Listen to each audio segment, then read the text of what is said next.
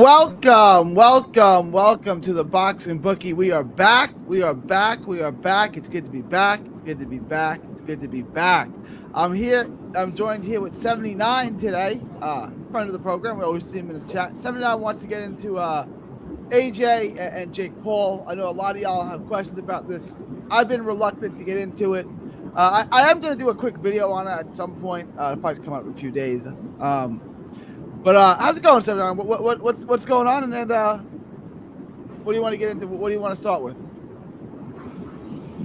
Well, the past 3 weeks I've been looking at it, and I don't like any of the bets at all. Like, just from if you were to think this is a real fight and this is actually going to be two boxers going in there seeing who's the best, there's not one good bet except AJ knocking him out, right?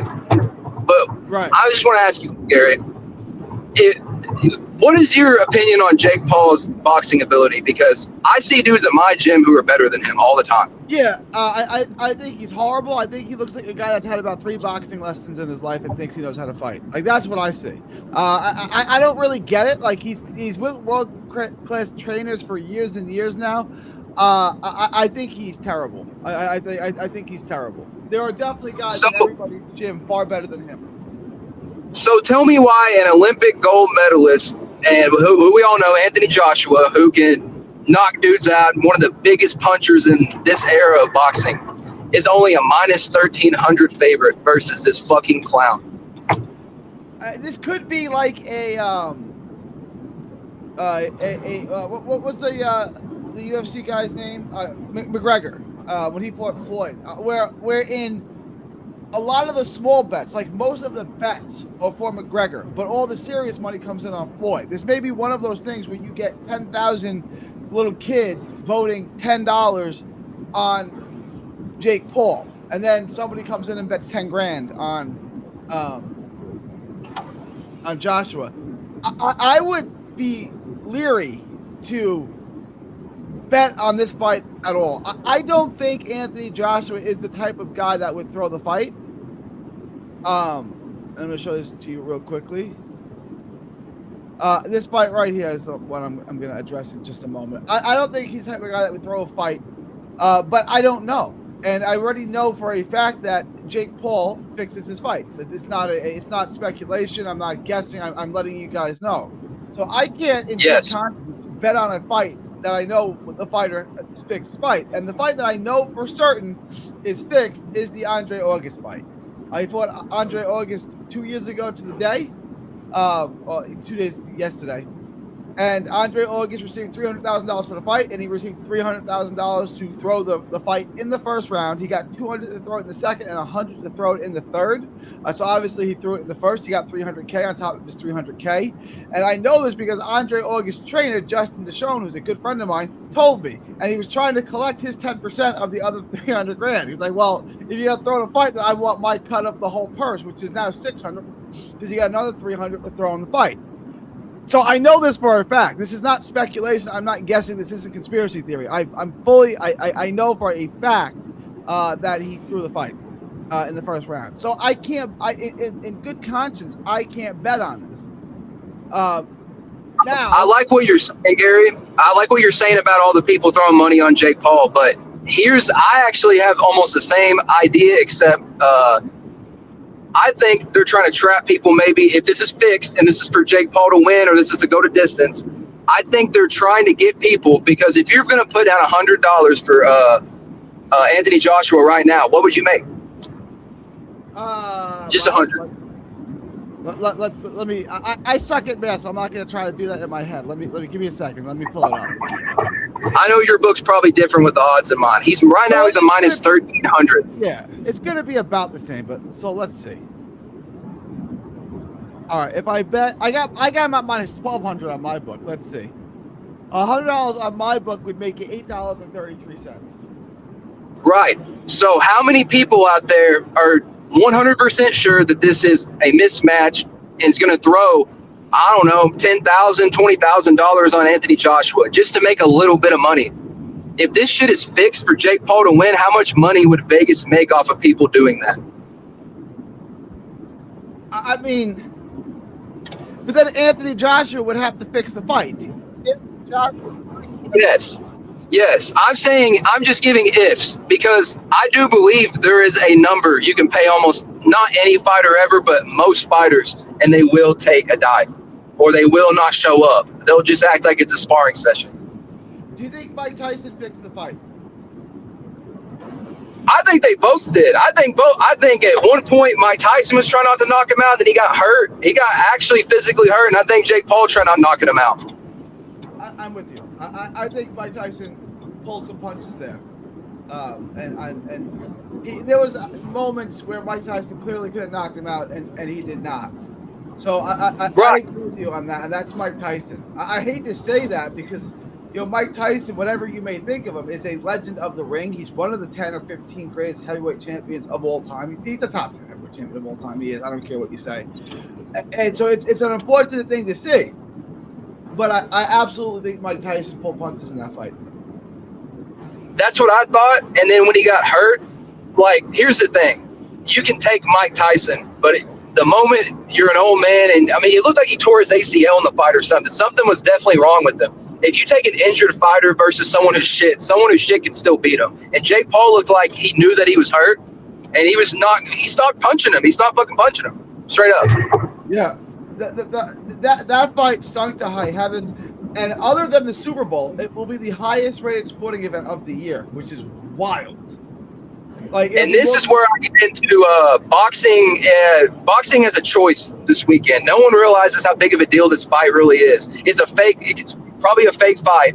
And right now, if Anthony Joshua takes a dive, how many more fighters are going to take a dive after him against someone like Jake Paul? There's no telling. If Anthony Joshua does take a dive in this fight, or even if he just carries him, it's not going to look good for the sport because Jake Paul is a YouTuber. No. When Floyd Mayweather carried McGregor, at least McGregor was a fighter. Jake Paul's a YouTuber. It's very different, right? Do you agree with me that Floyd Mayweather carried McGregor? He was messing with him. He was playing around. It looks like all of his sparring sessions we see on YouTube nowadays when he fights the YouTubers. He'll spar with some of these YouTubers and it looks exactly like the McGregor fight. So what had happened was Floyd made a bet, and they only let him bet on himself to win by 10th round in the 10th round. That was the only bet Vegas would allow him to make, and they would only allow him to bet $100,000. Let's say it was $160,000. I forget the exact amount, but it was like $160,000. So he took $160,000 and stacked book bags of $160,000, gave it to all security guards who all bet Floyd Mayweather to win by stoppage in the 10th round, and then went around to Floyd Mayweather to stop him in the 10th round. Yeah, I believe it 100%. Because there was no question that Floyd carried him into the 10th round. There's no question about it. It would take Floyd Mayweather, if Floyd showed up looking to win as fast as he could, it'd take him a minute and a half maybe to beat Conor McGregor. Minute and a half, yeah. Definitely within the first. Because Conor McGregor has a chin. That's it. That's the only reason why he'd even survive the first minute is because he's tough. That's it. And you've sparred UFC guys. They don't really have snap on their punches because they don't really know how to punch. They don't know how to sit down on their shot. They really don't. UFC guys, I'm not trying to throw shade on them. They really don't know how to box. They don't know how to box. They don't know how to sit down on their shots and deliver their shot. They just kind of throw punches because they're constantly, you know what I'm saying? They're looking to kick. They're looking to bring you down. They're not sitting down and driving their shots. You've sparred UFC guys, right? Yes, I've sparred. Most of the people I've sparred, I can't lie, are they're MMA guys. My gym is mostly an MMA gym, and they don't really have much on their punches. The real boxers, yeah, they can't. Some of them do, not most of them though. I've sparred a bunch of MMA guys, UFC guys, whatever you want to call them. I've never been in the one that you say, okay, wow, that guy can hit. Even when you block shots with the arm, you can tell who has power just by picking off shots. Okay, I don't want to get hit by those. I've never felt a UFC guy, an MMA guy, with a lot of snap on his punches. Wow, ooh. I've never seen it. The gym I go to is 85% MMA fighters, and there's 2 of them there that I think they have, like, they can actually hurt you really fast if they want to. But other than that, they really all just want to get you to the ground. Yeah. Because they know my boxing act can't do anything on the ground. All right. So if I were to bet on this fight, I would take. I guess I would just bet Joshua on the money line and put it in a parlay at minus 1,200. I don't think Joshua is going. The odds are so weird, Gary. I mean, you know what I mean? If putting in someone like Joshua, who's that good against, in my opinion, if I had to compare fucking Jake Paul to anyone, he's a bum. Compared to most boxers, he's a fucking bum. So how is he a minus? How is this only a minus 1,300 favorite for Joshua? How? Yeah, Jake Paul is plus 700. Something's not That right. I'm not makes betting on this. no sense. I'm not betting on this fight. I'm just letting you know. If I had to, I would just take Paul. I would just take Joshua on the money line. That way, in case it's a draw, I'm covered. I don't think Joshua's going to lose the fight. Right? If you have this. This is not a lock. I'm about to explain to you my strategy for this. It's not a lock. This is money for me to burn, basically, right? All right. So you bet Anthony Joshua to win in the first 60 seconds. You bet him to win in rounds 1, 2, maybe even 3. Because I don't know how it would take him that long to get Jake Paul out of there, right? Because he carries him. Well, the only you live thing bet is, the fight. yeah. You live bet. And if it goes past 2 or 3 rounds, you either bet it to go to distance or you bet Jake Paul or you bet a draw, something like that. Whatever you're seeing in that moment, you do that. Because here's the problem. If this fight goes even past 2 rounds, I doubt they're going to I doubt Anthony Joshua's knocking him out pretty much. Why would it go past 2 rounds, though? They were legitimate. Charles Martin got knocked out in the second round. Like, why would it go past 2 rounds? You know what I'm saying? Like, it would have to be fixed. Sense. It would have to be fixed. It has to be. If it goes past the second round, the thing is fixed. I don't think the guy in a real fight can last 30 to 60 seconds with him. And I've seen people say, "Oh, he can run. He can run. He can run." He's not fucking fast. Have you seen? He's slow as shit. He's heavy legs, heavy feet. There is nothing athletic about him really at all. He's just strong. He's juiced up for sure. I mean, he's on some shit. But other than that, what has he got? He's just an influencer on roids fighting Anthony Joshua. And you're mean to tell me he's coming in, like you said, plus 700? Get the fuck out of here. That dude, this should be like a minus 1 million for Joshua. This is not even real.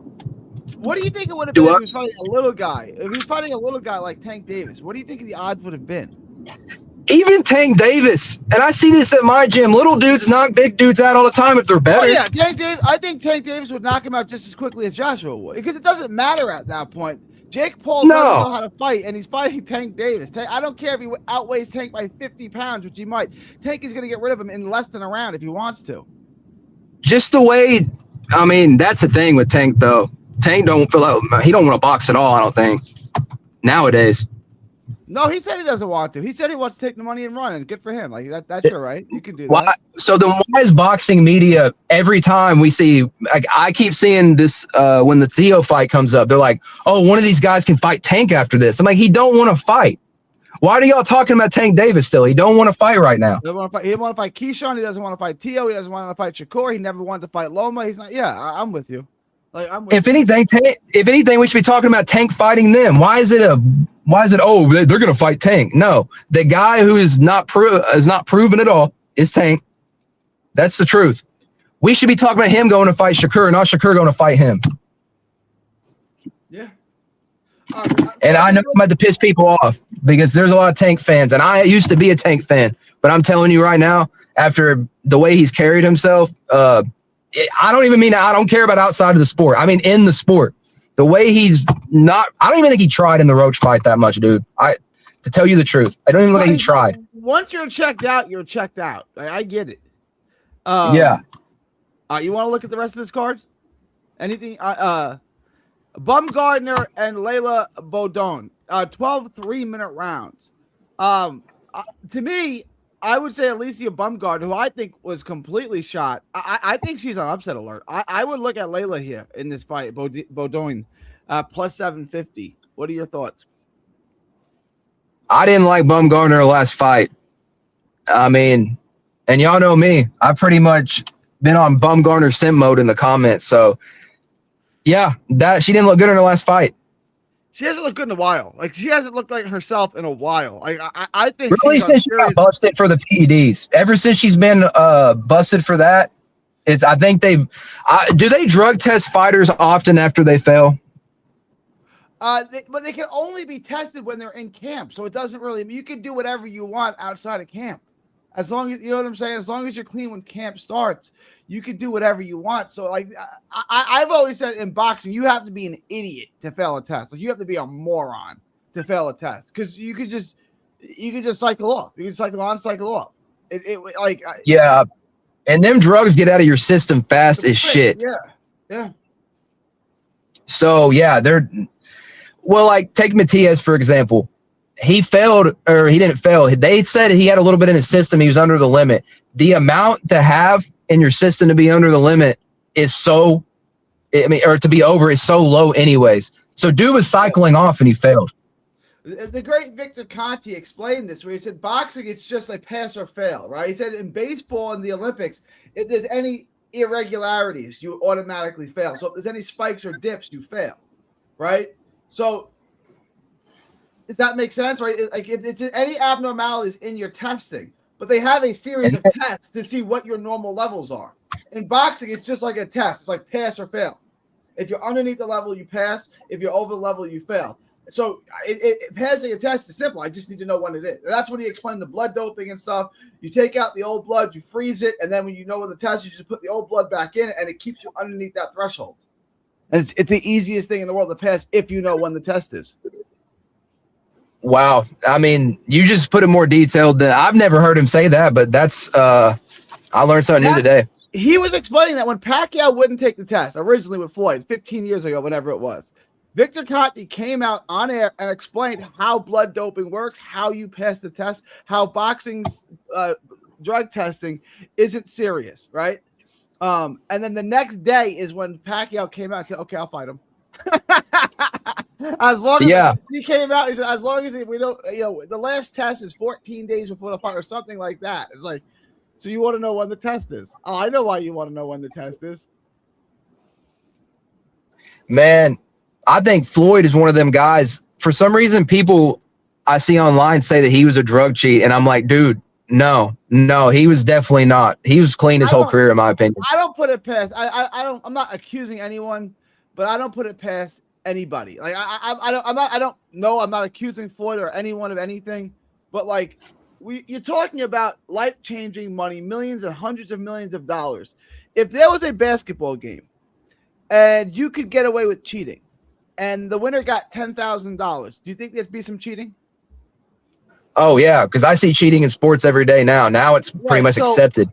When we go from now we're talking about hundreds of millions of dollars in Floyd Mayweather's case. Why wouldn't he cheat if he could get away with it?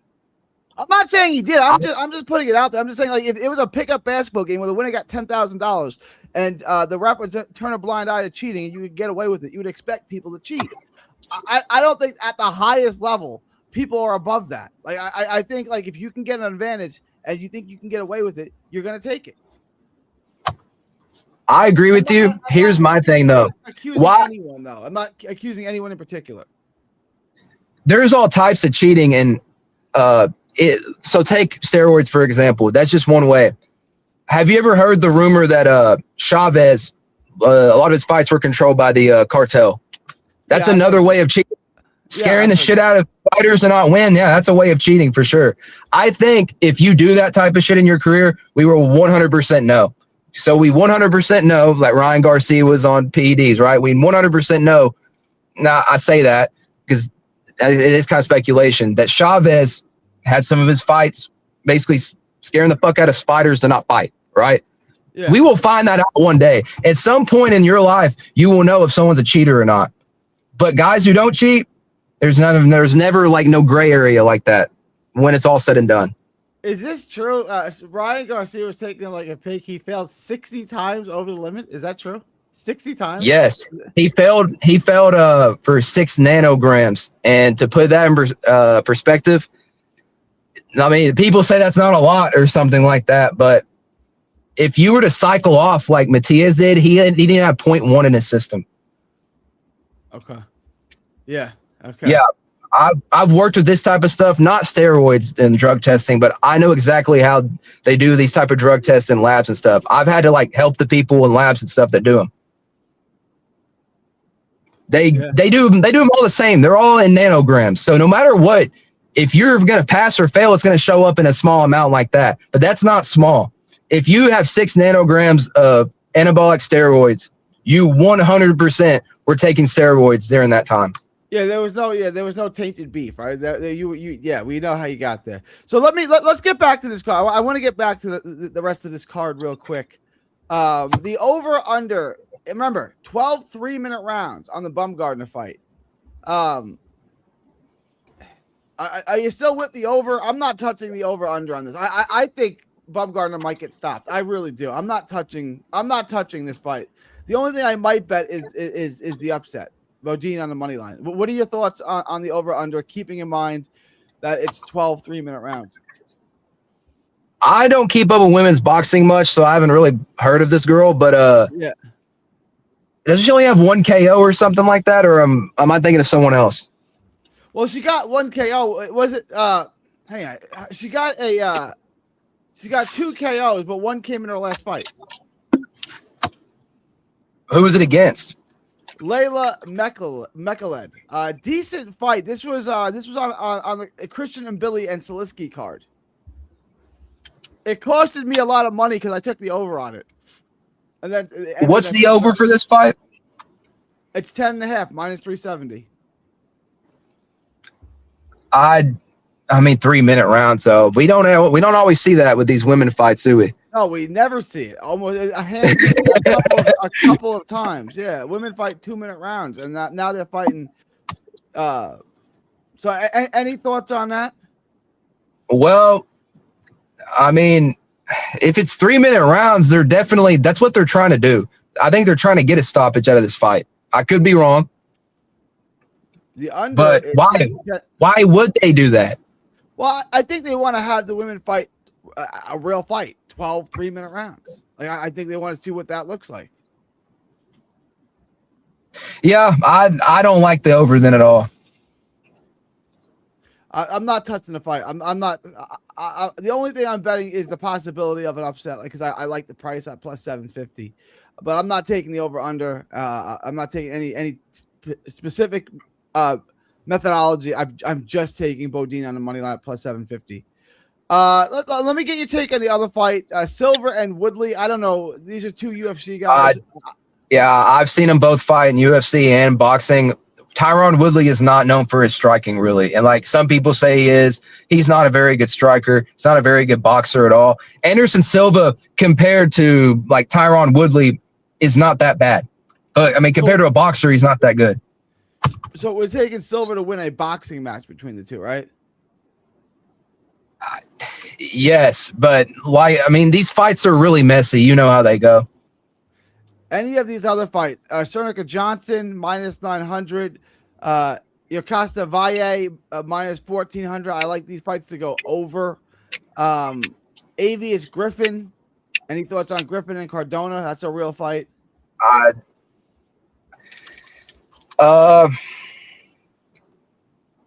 Man, that Griffin dude just got knocked out not too long ago. Yeah, he's a sloppy fighter. He got knocked out by Hammer Hands in the 10th round of what was a very it was an even fight. It was even on the cards after 9, and he got knocked out in the 10th.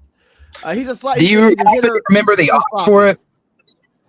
I know Rodriguez was a dog, and I picked him to win. I don't remember the odds specifically, but I know I picked Hammer Hands to win. I remember it was very close going in that last round. Hammer Hands got knocked down in the 8th, and then he got up and finished Griffin in the 10th. Griffin's he's a fun offensive fighter. He's a fun fighter. He's not that good. I don't think he's like a world-class guy, but he's 17-1 with 16 knockouts. Yeah. I mean, is this guy he's fighting on that other guy's level that beat him? No, he's fighting Justin Cardona, who's opponent level guy. He's kind of a club level guy. He's fought on a couple of cards. This fight, He fought on the Caleb Plant, Jose Armando Resendez card. He fought a cab driver. Oh, he fought Elijah Williams there, and he won a split decision. I don't like this. To me, is a fight between two guys. It'll be an entertaining fight, but neither fight is particularly good. I think Griffin should be safe. I think Griffin by stoppage is safe too. I think Griffin will stop him. But if you want to be safe, yeah, Griffin on the money line at -500. I'm going to say Griffin's going to win the fight. I think they're going to – I mean, I wouldn't say there's a bounce-back fight because they would just give him a bum if that was the case. But, I mean, I think I'm going to pick him, but I think he was like a -700 or something like that on my book. Something stupid wild like that. Yeah, I got him at -5. Griffin at -500. I think it's a decent parlay piece. He should definitely win. And that's really it. Yeah. Any other thoughts, comments about what's left on the card? Going back to the Silva and Woodley fight, I would definitely pick Silva. I mean, they're both old and retired UFC fighters, so it's not safe. I don't like when this type of fights happen. They're not safe at all, no matter what. But I would pick him to win for sure. So if we were going to give you a parlay here, one I would feel safe in would be Silva and Griffin, 2-leg parlay. It'll pay decent. -143, not terrible. 2-leg parlay, -143. And if you want a plus money bet, I would take Beaudoin at +750. So if you want a plus money bet, I would look at Beaudoin. If you want a parlay, I would take Silva and Griffin both on the money line at -143 on that parlay. Fair enough? Yeah. I don't think any of them are bad picks. The only thing I'll add to that is if any of y'all are going to bet the Jake Paul fight, I would just live bet it. I mean, straight up. Because if this thing goes past 2 or 3 rounds, we already know what's happening. I would look to avoid that. I really would. I'm letting you guys know I am not betting 1 single cent on that fight, nor will I bet on any Jake Paul fight because I know that they're fixed. That's exactly what I'm saying. I'm going to do it. Trust me, I don't like this shit at all. I don't want to watch this fight. But if they're going to sit there and try to swindle me, I'm going to try and take money from them. Because that's what they're doing to boxing fans. They are straight up giving us a middle finger right now. And it's going to be a massive middle finger to every boxing fan that's ever existed if Anthony Joshua loses this fight from a fix. So, if they're going to try and do that, I'm going to at least pull some money out of them. I'm taking Bodine at +1,000. She KO'd a fighter that took Bumgarner the distance. I think it's live. You confident on Takami, or is the safer pick to go the distance? No, I don't mind both bets. I like both of them personally because here's the thing. Takami can punch, and I do like watching him fight. I think he's good, and he broke Eric Rosa down. He broke him down. I think Takami definitely wins. And at -500, the odds aren't bad. It's not a bad parlay piece. I would just say Takami. Is this guy better than an Eric Rosa? Because I kind of think Eric Rosa was a little bit. Wasn't he that guy who straight up? He has one of the worst robberies ever. He shouldn't have won a fight. Yeah, well, it's not that that Santiago is worse. It's that he's a runner and he might survive. He might get on his bicycle and start running and survive. I can't see on any planet where Santiago wins the fight. I really can't see that. -500 to me is decent odds. Yeah. I would parlay that. Then I would just take him to win because Takami's dangerous. My guess is points, but I wouldn't bet on that. I don't. He could get stopped quickly. He could get knocked. It depends if Santiago shows up to fight or not, or if he wants to run and survive. With the line being at 10.5, though, usually when fights are at 10.5, this is just what I've seen since I've started betting past year and a half. So when a bet is at 10.5, it usually does go over. Yeah, usually more often than not. Yeah. But when a fight is 5.5, 6.5, 7.5, it seems like most of the time it is not hit. It's usually an early night. So they're telling us 10.5 for this fight. I'd say that it's not a terrible bet. And then the Donaire fight. What are your thoughts on the Donaire fight? The Real wants to know. Uh-oh, did we lose 79?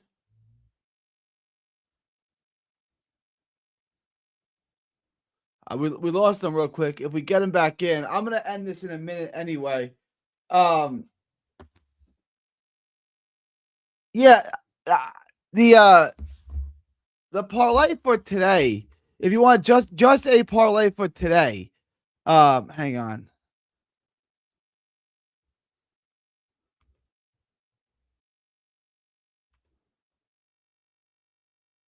Olasquaga, Takami,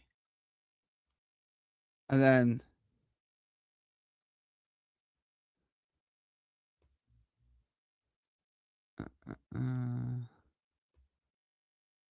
oh wait, this is off now.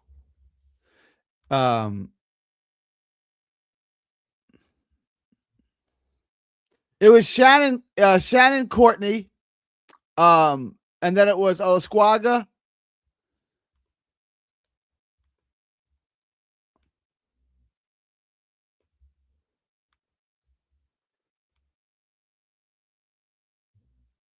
And Takami. There it is. It's Courtney, Olasquaga, Takami, all on the money line. That was today's parlay. Merv. A draw's not a bad bet. I could see. I don't think a draw's a terrible bet there. Tenny. I think Donaire's the bet. I wanted to get 79's take on that, but he's gone now. What up, G? What up? Moving. William Crawler is hot. He's not great. He's gonna win. I agree. He's not real good. Yeah, I know. But I know the fight's over. I know. But that was the parlay earlier today. It was Shannon.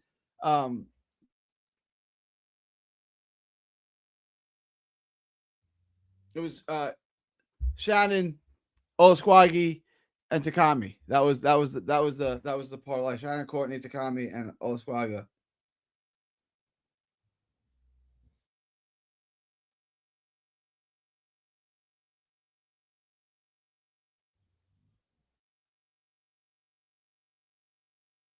All right. Any last minute questions, comments, thoughts, super chats? Otherwise, I'm gonna wrap this up. I will be live tonight after the Japan card. After the card in Japan, I will go live. If there are no last minute questions, comments, thoughts, super chats, I'm gonna end this now. It is December 16th, 2025, from Texas to the world. Thank y'all, and God bless. Hell yeah, Timmy. Hell yeah, Timothy the Moneymaker. Let's all make that money. Yeah, I definitely got Cardinals winning. In a real way, I got Cardinals winning. Absolutely. All right, y'all. I'll see y'all after the Japanese card. I'll see y'all after Donaire Flatline Susumi.